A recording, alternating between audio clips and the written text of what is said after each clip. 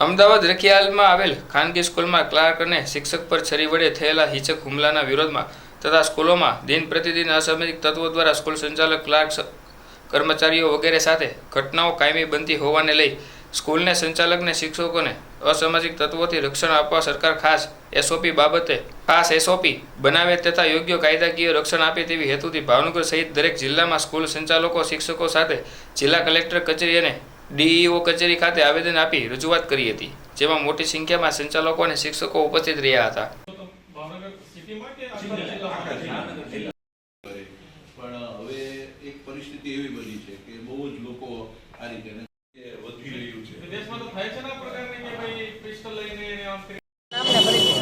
મનહરભાઈ રાઠોડ, હોદ્દેદાર શ્રી, મહામંડળ સ્વનિર્ભર શાળા સંચાલક મંડળ, ગુજરાત.